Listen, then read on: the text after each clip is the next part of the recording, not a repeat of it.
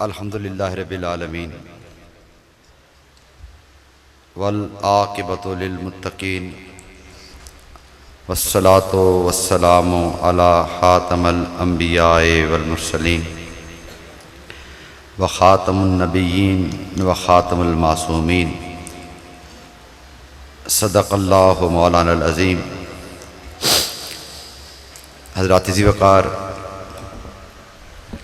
سب سے پہلے تو میں بزم نور کے احباب کو مبارکباد پیش کرتا ہوں،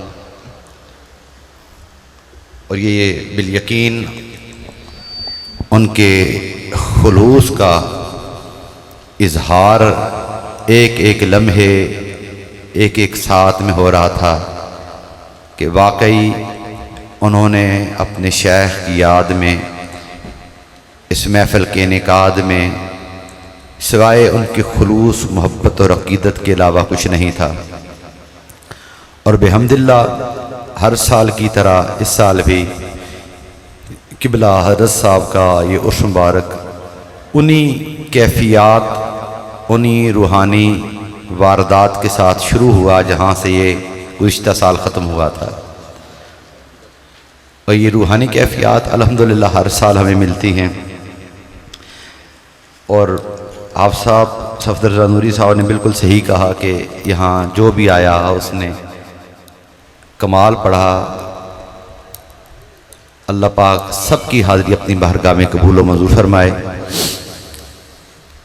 میں نے ختم نبوت کے حوالے سے کچھ چیزیں تیار کی ہوئی تھیں، لیکن اب اگر میں نے موضوع چھیڑا تو بہت لمبا ہو جائے گا، وقت بہت تھوڑا ہے۔ میرا دل کر رہا ہے کہ بس جس موضوع کو حافظ صفدر رضا نوری صاحب نے شروع کیا میں اسی کو تھوڑا سا بیان کر کے، اور آپ کے عقائد بھی اس میں آ جائیں گے، عشق و محبت بھی آ جائے گا، تصوف بھی آ جائے گا، ساری چیزوں کو یکجا کر دیتے ہیں۔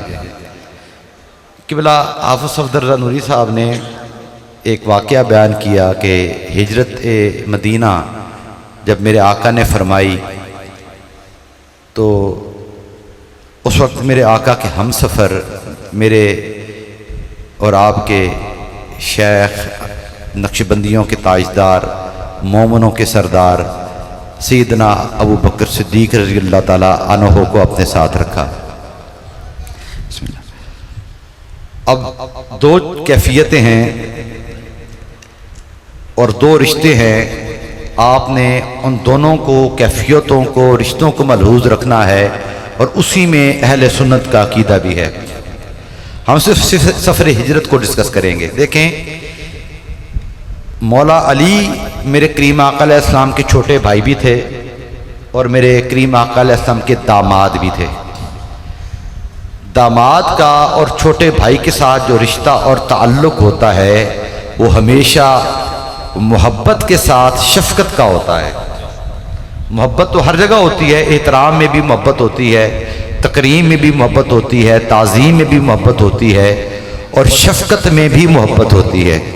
اب چونکہ مولا علی کے ساتھ میرے آقا کا رشتہ جو تھا وہ چھوٹے بھائی، میرے آقا کے مولا علی چھوٹے بھائی بھی تھے اور داماد بھی تھے، تو یہ جو دونوں رشتے مولا علی کے کریم آقا علیہ السلام کے ساتھ منسوب تھے، یہ محبت تو رشتوں میں ہوتی ہے، محبت کے ساتھ شفقت کے رشتے تھے۔ آپ نے بہت توجہ سے بات سننی ہے۔ اب عباس بھائی دیکھیے گا کہ جب اور سیدنا ابو بکر صدیق رضی اللہ تعالیٰ عنہ میرے کریم آقا علیہ السلام کے سسر تھے، محبت بھی تھی، اور سسر کا جو ایک رشتے کے اندر احترام ہوتا ہے وہ بھی سامنے رکھیے گا ہجرت کی شب۔ اب دیکھیں، جب فتح مکہ ہوا تو میرے کریم آقا علیہ السلام خانہ کعبہ کے اندر آئے، بتوں کو گرایا۔ ایک بت جو تھوڑا سا طوالت میں تھا وہ رہ گیا، میرے کریم آقا علیہ السلام نے مولا علی کو کہا، مستدرک کی روایت ہے کہ علی میرے کندھے پہ سوار ہو جا اور اس بت کو توڑ دے۔ بعض سیرت نگاروں نے لکھا ہے کہ وہ بت لمبائی میں زیادہ تھا اور کریم آقا علیہ السلام کا ہاتھ مبارک، دست مبارک وہاں تک پہنچ نہیں رہا تھا۔ میں نے کہا یار کوئی اور چیز لکھتا تو میں مان لیتا، وہ نبی جو مسجد نبوی میں کھڑا ہو، حالت نماز میں ہو، ہاتھ اٹھائے نیچے کر لے، ہاتھ اٹھائے نیچے کر لے، ہاتھ اٹھائے نیچے کر لے، سلام پھیرنے کے بعد جب صحابہ نے پوچھا اے اللہ کے نبی آج یہ دوران نماز آپ یہ کیا کر رہے تھے، ہمیں بات سمجھ نہیں آئی، آپ نے فرمایا جب میں نماز پڑھ رہا تھا تو جنت کے گوشے میری آنکھوں کے سامنے آ گئے، میں نے ہاتھ اٹھایا، جنت کے گوشوں کو پکڑ لیا، گن کیا کہ ان کو توڑ کر تمہیں کھلا دوں، پھر کہا نہیں یہ اسرار ربانی ہے ان کو رہنے دوں، پھر دل کی کیفیت نے کہا نہیں ان کو توڑ دوں، پھر ہاتھ اٹھایا جنت کے گوشوں تک چلا گیا، وہ انگور کے گوشے میرے ہاتھ میں آ گئے۔ ارے وہ نبی جو مسجد نبوی میں کھڑا ہو، ہاتھ اٹھائے جنت میں انگور کے گوشے تک چلا جائے، وہ نبی کعبے میں کھڑا ہو اور 6 فٹ کے بت تک ایسے ہاتھ نہیں جا سکتا۔ بات میں نہیں مانتا اس بات کو۔ بہرحال میرے آقا نے علی کو کہا علی آپ میرے کندھے پہ سوار ہو جائیں۔ اب یاد رکھیں ہمیشہ بیٹے کو، چھوٹے بھائی کو کندھے پہ سوار کیا جاتا ہے۔ اب رشتہ چونکہ محبت والا تھا، علی چھوٹے بھائی بھی تھے، علی داماد یعنی بیٹے بھی تھے، محبت والا رشتہ تھا، کاندھے پر ہمیشہ جس کے ساتھ شفقت کا رشتہ ہو، چھوٹے بھائی کو بٹھایا جاتا ہے، بیٹے کو کاندھے پر بٹھایا جاتا ہے۔ علی کو کہا علی تمہارے ساتھ میرا رشتہ شفقت والا ہے، شفقت کا رشتہ متقاضی ہے کہ آپ میرے کندھوں پر سوار ہو جاؤ، بت کو توڑ دو۔ علی نے ہاتھ اٹھایا، بت توڑ دیا۔ میرے آقا نے پوچھا علی ہاتھ کہاں تک پہنچا ہے؟ علی نے کہا یا رسول اللہ جب آپ کے کندھے پر بیٹھا ہوں ہاتھ اٹھایا ہے، علی کا ہاتھ جنت کے کنگروں کو جا کر پہنچ گیا ہے۔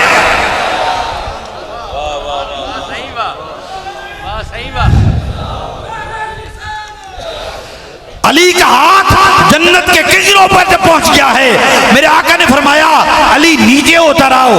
علی نے جب چھلانگ لگائی تو اس کیفیت میں لگائی جیسے بہت اونچائی سے انسان نیچے چھلانگ لگاتا ہے۔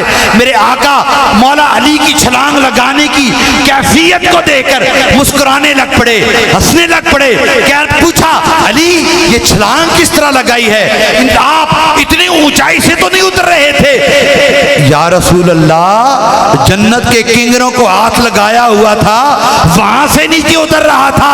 اے علی گھبرانے کی ضرورت نہیں ہے، تجھے کندھوں پر چڑھایا میں نے تھا، اتارا جبریل نے ہے۔ تمہیں کندھے پر چڑھایا میں نے تھا، اتارا جبریل نے ہے۔ دوستان ذی وقار اب آئے ہجرت کی رات، ادھر علی بیٹے تھے، ادھر علی چھوٹے بھائی تھے، ان کو کندھوں پر بٹھا دیا، اور پھر کیا ہوا؟ ادھر علی کو بسترا دیا۔ بستر پر کس کو لٹایا جاتا ہے؟ کبھی باپ کو لٹاتا ہے کوئی؟ چھوٹے بچوں کو جس کے ساتھ شفقت کا رشتہ ہو ہمیشہ اسے اپنے بستر پر لٹایا جاتا ہے۔ میں خود اپنے باپ کے بستر پر لیٹا ہوتا تھا، مجھے لٹاتے تھے ساتھ، تو وہ علی کے ساتھ شفقت تھی، بستر پر لٹا دیا، اور ابو بکر کے ساتھ ادب تھا، مصلی عطا کر دیا۔ حضور آپ کو یاد ہوگا میں نے ایک دفعہ ایک معنی کیا تھا مزمل کا، یا ایھا المزمل۔ ہمارے علماء اکثر کہتے ہیں نا کہ مزمل کملی اوڑھنے والے، یہ آپ کو پتا تزمیل کس کو کہتے ہیں؟ تزمیل کس چیز کو کہتے ہیں؟ یہ ایک عمل ہے، آپ یاد رکھیے گا، آپ کو کہیں سے یہ معنی نظر نہیں آئے گا۔ جب عرب حضور کی بعثت سے پہلے جب عرب کے قافلے تجارت کے لیے جاتے تھے نا، تو وہ اونٹوں پر قافلے جاتے تھے، اونٹوں پر ایک کجاوا رکھا جاتا ہے، تو وہ سارے لوگ آ کر جب قافلہ جاتا تھا یمن کو، شام کو، تو لوگ اکٹھے ہو جاتے تھے۔ تو اب یہ تھا کہ کجاوے پر ہمیشہ 2 آدمی بیٹھتے ہیں، تو جو اس قافلے کا سردار ہوتا تھا اس کی ڈیوٹی کیا ہوتی تھی کہ وہ ہم مزاج لوگوں کو ایک کجاوے پر بٹھاتا تھا۔ اب یہ نہ ہو کہ ایک سڑیل مزاج بندہ ہو، ایک ہنسی مذاق والا بندہ ہو، وہ دونوں اکٹھے اگر بیٹھ گئے پھر تو دستوں پہ گریباں ہو جائیں گے۔ ایک سخی ہو، ایک کنجوس ہو، سفر نہیں کٹے گا، ایک باتونی ہو، ایک خاموش ہو، سفر نہیں کٹے گا۔ تو جو اس قافلے کا سردار ہوتا تھا، امام، اس کا کام یہ ہوتا تھا کہ قافلے کے لوگوں کو اکٹھا کیا اور ان میں سے دو ہم مزاج لوگوں کو ایک کجاوے پر بٹھا دینا۔ تو یہ جو ہم مزاج لوگوں کو اکٹھا کرتا تھا اسے مزمل کہتے تھے، اور یہ جو عمل ہوتا تھا اسے تزمیل کہتے تھے۔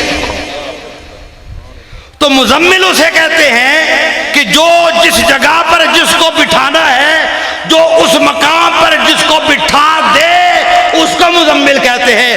حضور نے علی کو کاندھے پر بٹھایا، علی کا مقام حضور کا کاندھا تھا۔ حضور نے ابو بکر کے کاندھے پر خود کو بٹھایا، حضور کا مقام ابو بکر کا کاندھا تھا۔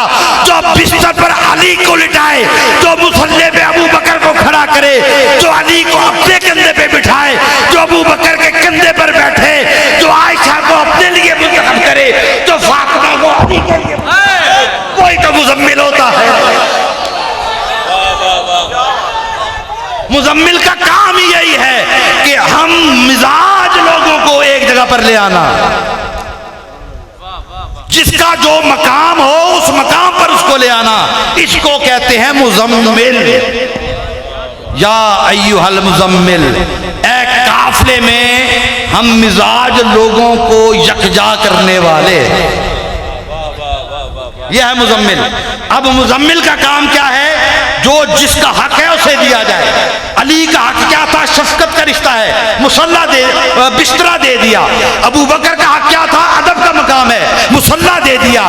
علی شفقت کا مقام تھا، علی کو کندھوں پر بٹھا دیا۔ اور ہجرت کی رات ابو بکر ادب کا مقام تھا، خود کو ابو بکر کے کندھوں پہ بٹھا دیا۔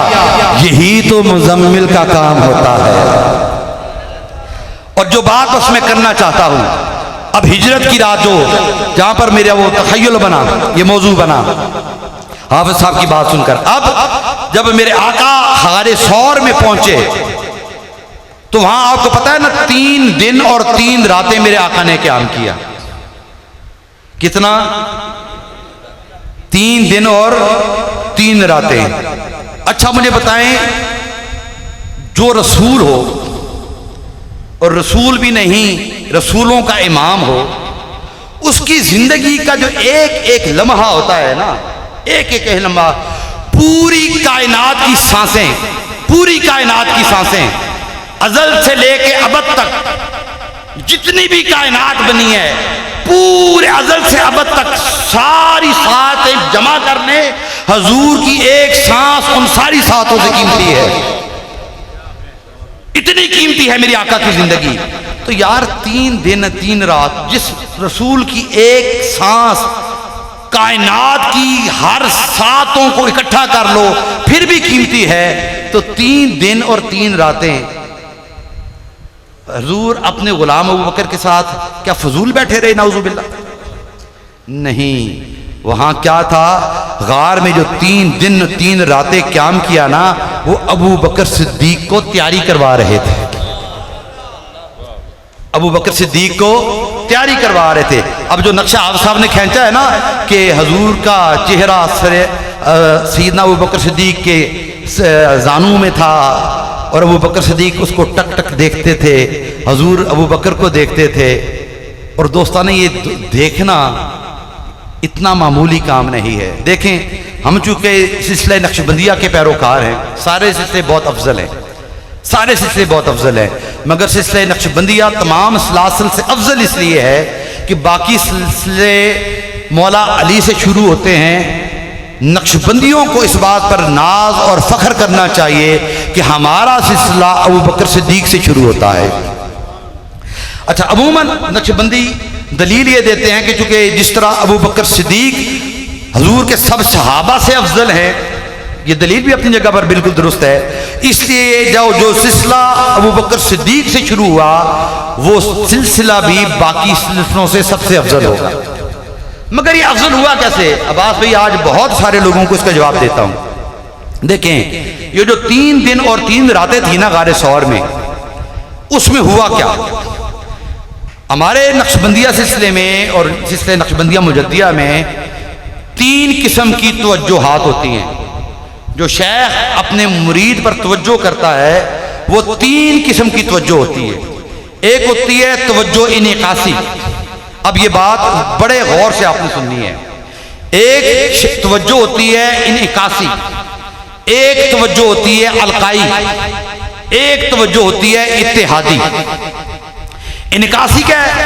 جیسے آپ کسی شیخ کے پاس بیٹھے ہیں تو وہ جیسے شیشے کا عکس ہوتا ہے نا، ایک جھلک کے لیے روشنی آتی ہے، وہ روشنی سورج کی یا لائٹ کوئی بھی وہ منعکس ہو کر آپ کے دل پر آ جاتی ہے. یہ جو شیخ کی توجہ ہوتی ہے آتی ہے چلی جاتی ہے، اس توجہ کو کہتے ہیں توجہ انعکاسی. آپ بات سمجھ رہے ہیں میری بات؟ اس توجہ کو کیا کہتے ہیں؟ توجہ انعکاسی. دوسری توجہ جو شیخ کرتا ہے اپنے مرید پر وہ ہوتی ہے توجہ القائی، القا کرنا. جیسے سورج ایک چراغ ہے، وہ روشن ہے، چراغ روشن ہے، ایک اور چراغ آپ اس کی وہ جو آگ لگی ہوتی ہے اس میں سے ایک اور چراغ کا دھاگا لگاتے ہیں، اب وہ بھی روشن ہو جاتا ہے، ایک اور لگاتے ہیں وہ بھی روشن ہو جاتا ہے. لیکن توجہ انعکاسی جو ہوتی ہے وہ بہت شارٹ ٹرم کے لیے ہوتی ہے. جو توجہ القائی ہوتی ہے اس کی ٹرم اور ٹائم تو زیادہ ہوتا ہے مگر مداومت اس میں بھی نہیں ہوتی. جیسے چراغ کا وہ تیل ختم ہوا، جو بھی ایندھن ہے وہ جیسے ختم ہوا تو وہ روشنی ختم ہو جاتی ہے، چراغ بجھ جاتا ہے.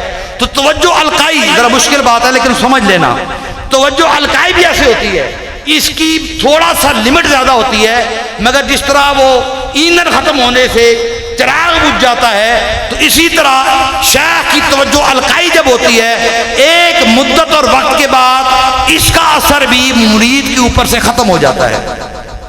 جیسے ابھی آپ محفل میں آئے ہیں، ذوق بنا ہے، کیفیت بنی ہے، دل کی کیفیات بنی ہے، آنکھوں سے آنسو آئے ہیں، یہ توجہ جو ہے نا یہ القائی ہے. یہ کچھ دیر تک رہے گی، گھر جا کر پھر آپ آئیں بائیں شائیں کریں گے، یہ توجہ ختم ہو جائے گی. یہ توجہ القائی. اب آئیں تیسری توجہ. تیسری توجہ ہوتی ہے اتحادی. کون سی توجہ ہوتی ہے؟ اتحادی. توجہ اتحادی یہ ہوتی ہے کہ جب شیخ اپنے مرید پر توجہ اتحادی کرتا ہے تو اس کا باطن، اس کا اندر بھی شیخ کی طرح ہو جاتا ہے، اس کا ظاہر بھی شیخ کی طرح ہو جاتا ہے. توجہ اتحادی، متحد ہو جانا، یعنی اس کا باطن بھی شیخ کی طرح ہو جاتا ہے، اس کا ظاہر بھی شیخ کی طرح ہو جاتا ہے. حضرت باقی باللہ کا وہ آپ نے واقعہ سنا ہوگا، آپ کا ایک نان بھائی تھا، وہ آپ کی خدمت کرتا تھا مریدوں کی. اور احمد یہ بات یاد رکھو، شیخ اپنی خدمت سے اتنا خوش نہیں ہوتا جتنا شیخ کے مریدوں کی خدمت سے شیخ خوش ہوتا ہے. بعض لوگ اس بات سے بڑا کرتے ہیں، او جی پیران دی خدمت کرنی سی مرید کتوں آ گئے نے اے وچکار آ کر.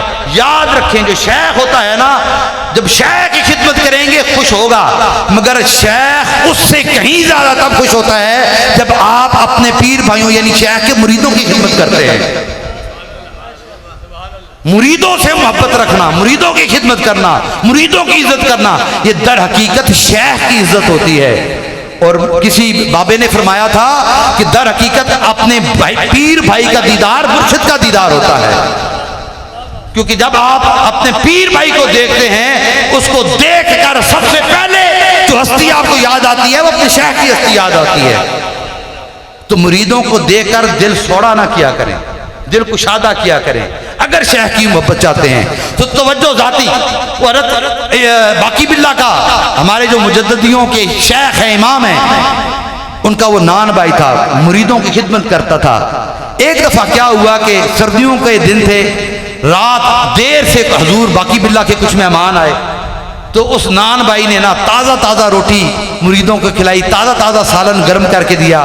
اور جب مرید صبح حضرت باقی باللہ کو ملے انہوں نے بتایا کہ حضرت آپ کا کک طارق بیٹھا ہوا کہ نہیں، وہ میرا کک بھی ادھر، وہ بھی مجھے خوش کرتا ہے ویسے. نہیں آپ نہیں ہیں. تو وہ اس نے تعریف کی کہ حضور آپ کے جو نان بھائی ہے اس نے ہماری بہت خدمت کی ہے. حضرت باقی باللہ خوش ہو گئے، اپنے اس نان بھائی کو بلایا، کہنے لگے آج میرا دل راضی ہو گیا ہے، مانگ کیا مانگتا ہے. یہ موج میں آتے ہیں کبھی کبھی بزرگ نا، وہ کبھی کبھی آتے ہیں تو مانگ کیا مانگتا ہے. نان بھائی بھی بڑا سیانا تھا، کہا حضرت اندر سے بھی اپنی جگہ مجھے، نان بھائی کہنے لگا حضور مجھے اپنا جیسا بنا دیں تاکہ جب دیکھنے والا دیکھے تو اسے فرق محسوس نہ ہو. آپ نے فرمایا تم سہ نہیں سکو گے، کیونکہ باقی باللہ بننے تک، یہ نورانیت لینے تک برسوں اشروں کے مجاہدے، ریاضتیں، عبادتیں وہ حاصل کی ہیں، مجاہدہ کیا ہے، تزکیہ کیا ہے، پھر آج جا کر باقی باللہ بنا ہوں. وہ نان بھائی کہنے لگا حضرت آپ نے پوچھا ہے، میری بات واپس نہ کیجیے گا، بس مجھے اپنا بنا دیں، اپنے جیسا بنا دیں. حضرت باقی باللہ نے اس پر توجہ اتحادی کی،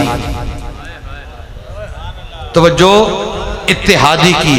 اب اس کا ظاہر تو بن گیا مگر چونکہ اندر کی تیاری نہیں تھی، بے ہوش ہو گیا، حواس کھو بیٹھا. تیسرے دن وہ دنیا سے چلا گیا. مگر جب حضور نے ابو بکر صدیق پر توجہ اتحادی کی، وہ 3 راتیں، وہ 3 دن غار ثور میں حضور نے اور کچھ بھی نہیں کیا، ابو بکر کی تیاری کروائی، توجہ اتحادی کی. ابو بکر صدیق حضور کے چہرے کو دیکھتے تھے، حضور ابو بکر کے چہرے کو دیکھتے تھے. حضور کو پتا تھا کہ میرے بعد امت کی ذمہ داری ابو بکر پر آئے گی. اسی لیے تو اس بڑھیا کو کہا تھا کہ جب بڑھیا نے کہا اے اللہ کے حبیب اگر میں آؤں آپ نہ ملے تو میں کس کو ملوں؟ آپ نے کہا اگر تو آئے مجھے نہ پائے تو کسی اور کو نہ جانا، میرے ابو بکر کے پاس جانا. تو حضور نے توجہ اتحادی کی، ابو بکر کا باطن بھی اپنی طرح کر دیا. اور ابو بکر کو ایک روایت میں آتا ہے اپنے سینے کے ساتھ لگایا، سینے کے ساتھ لگا کر کہا اے ابو بکر جو کچھ رب نے میرے سینے میں ڈالا تھا میں نے تیرے سینے میں ڈال دیا ہے. کچھ لوگ اس کو حدیث کہتے ہیں، یہ حدیث نہیں ہے، ایک بزرگ کی روایت ہے. اور پھر یہ ہو گئی توجہ اتحادی باطنی. اور ظاہراً آپ نے وہ روایت پڑھی ہے کہ جب حضور مدینے میں پہنچے اس توجہ اتحادی کا نتیجہ یہ تھا کہ ابو بکر کا ظاہر بھی حضور کی طرح ہو گیا. جن لوگوں نے سیدنا ابو بکر صدیق کو اور کریم آقا علیہ السلام کو پہلی دفعہ دیکھا تھا تو تمیز کرنا مشکل ہو گیا، پہچاننا مشکل ہو گیا کہ آقا کون ہے اور غلام کون ہے، پہچاننا مشکل ہو گیا. کیونکہ ظاہری طور بھی ابو بکر صدیق کی بناوٹ، رنگت، چہرہ بالکل حضور کی طرح ہو گیا. ابو بکر صدیق بھانپ گئے کہ وہ ان 3 راتوں کا، ان 3 دنوں کا کمال یہ ہے کہ حضور نے باطن بھی اپنی طرح کر دیا، حضور نے ظاہر بھی اپنے کر دیا. ابو بکر چادر لے کر حضور کے اوپر کھڑے ہو گئے تاکہ آنے والے کو پتہ چل جائے جو چادر اٹھانے والا ہے یہ غلام ہے، جو چادر کے نیچے ہے یہ ہمارا آقا ہے.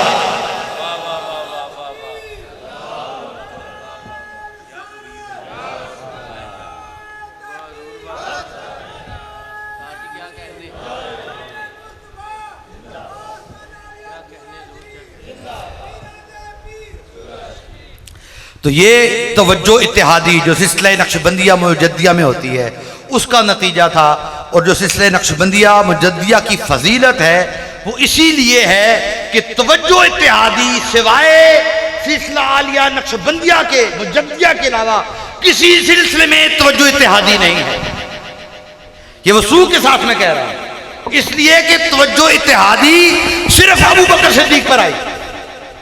حضور کے باقی جتنے صحابہ تھے حضور نے کسی پر توجہ اتحادی نہیں کی، حضور نے صرف سیدنا ابو بکر صدیق پر توجہ اتحادی کی. حضور نے ابو بکر کا باطن بھی اپنی طرح کر دیا، ظاہر بھی اپنی طرح کر دیا. اس لیے دوستان ذی وقار سلسلہ عالیہ نقشبندیہ مجددیہ وہ فیضان نبوت کا امین سلسلہ ہے. میرے مجدد پاک نے فرمایا باقی جتنے بھی سلاسل ہیں ان کے پاس کمالات ولایت ہے، جو سلسلہ نقشبندیہ مجدیہ ہے ان کے پاس کمالات نبوت ہے. ان کے پاس ہم سلسلہ عالیہ نقشبندیہ مجدیہ کے جو فقیر ہیں یہ حضور کے کمالات نبوت کے امین ہے. اور یہ جو توجہ اتحادی ہے یہ سوائے سلسلہ عالیہ نقشبندیہ مجدیہ کے علاوہ کسی کے پاس یہ سلسلہ نہیں ہے، اس لیے کہ ہمارا سلسلہ جا کر اس شخصیت کے ساتھ ملتا ہے، یعنی ابو بکر صدیق کے ساتھ، جن کے دل پر، جن کے باطن پر، جن کے ظاہر پر حضور کی توجہ اتحادی آئی۔ وہ توجہ اتحادی ابو بکر صدیق سے ہوتے ہوتے شہنشاہ نقشبند تک پہنچی، شہنشاہ نقشبند سے ہوتے ہوتے مجدد الفسانی تک پہنچی، مجدد الفسانی سے ہوتے ہوتے خواجہ خواجگان خواجہ نور محمد جراحی تک پہنچی، خواجہ نور محمد جراحی تک پہنچی۔ اور میرے بابا جی، مجھے آج بھی میرے کانوں میں وہ آلو مہار کے شہزادے صاحبزادہ فیض الحسن صاحب کے وہ الفاظ، میں بچہ تھا، مجھے یاد ہے چورا جی انہوں نے تقریر کی تھی، وہ فرماتے تھے کوئی بندہ آ کر مجھ سے مناظرہ کر لے، میں مناظرے کے لیے تیار ہوں۔ کہتے تھے کہ سوائے وہ اولیاء جن کی ولایت نص قطعی سے ثابت ہے، فرماتے تھے تبع تابعین کے بعد، تبع تابعین کے بعد امام مہدی سے پہلے سارے کائنات کے ولیوں کا سردار اگر کوئی ہے تو سیدنا مجدد الفسانی کی ذات ہے، وہ میرے مجدد الفسانی کے ساتھ ہے۔ اور پھر صاحبزادہ فضل حسن صاحب فرماتے تھے کہ حضرت خواجہ خواجگان خواجہ نور محمد چراحی آپ فرماتے تھے آپ صرف صوفی نہیں تھے، یہ صاحبزادہ فضل حسن کے الفاظ تھے، وہ فرماتے تھے حضرت خواجہ خواجگان خواجہ نور محمد چراحی مجتہد فی طریقت بھی تھے، وہ مجتہد فی طریقت تھے۔ یہ مقام بہت کم صوفیاء کے پاس ہوتا ہے، اسی لیے وہ فرماتے تھے وہ مجتہد کیا تھے، باقی جتنے بھی صوفیاء تھے وہ مجاہدے کرواتے ہیں، ریاضتیں کرواتے ہیں، مگر میرے بابا جی خواجہ نور محمد چراحی رحمت اللہ تعالیٰ علیہ کے پاس وہ توجہ اتحادی کی وہ دولت تھی، وہ ثروت تھی، وہ نعمت تھی کہ میرے بابا جی کے پاس جو مرید بننے کے لیے آیا نہ اسے ریاضتیں کروائیں نہ اسے مجاہدے کروائے، میرے بابا جی نور محمد چراحی نے بس ایک توجہ اتحادی کی، کسی کو نکھیال کا تاجدار بنا دیا، کسی کو آلو مہار کا تاجدار بنا دیا، کسی کو عیدگاہ کا تاجدار بنا دیا، کسی کو علی پور کا تاجدار بنا دیا۔ یہ وہ توجہ اتحادی تھی جو سیدنا صدیق اکبر سے چلتے چلتے میرے جد امجد بابا جی خواجہ سید نور محمد چراحی رحمت اللہ تعالیٰ علیہ کے پاس آئی۔ آپ دوستان ذی وقار خدا کی قسم اٹھا کر کہتا ہوں آپ خوش قسمت ہو کہ آپ نے اپنی نسبت اس جگہ پر جا کر جوڑی ہے جس نسبت کو جاتے جاتے سیدنا ابوبکر صدیق کے ہاتھ میں جانا پڑتا ہے۔ آپ کی نسبت کا ایک سرا آپ کے ہاتھ میں ہے، دوسرا سرا ابوبکر صدیق کے ہاتھ میں ہے۔ اتنی بڑی نسبت آپ لوگوں نے اپنے پاس رکھی ہوئی ہے، اللہ پاک یہ نسبت سنبھالنے کی توفیق عطا فرمائے۔ اور میں بار دیگر انتظامیہ کو، بزم نور کی ساری انتظامیہ کو اور جتنے لوگ آئے یہاں پر ان تمام کو مبارکباد بھی دیتا ہوں، ان کا شکریہ بھی ادا کرتا ہوں کہ اتنی روحانی اور وجدانی محفل کا انعقاد کیا۔ اب لنگر بھی کھلانا ہے، نماز کا وقت بھی ہوا چاہتا ہے، تو صرف دو اشعار آصف آپ سلام کے پڑھیں اور اس کے بعد میرے بھائی ہمیشہ کی طرح بھی توصیف النبی صاحب انشاءاللہ تعالی دعا فرمائیں گے۔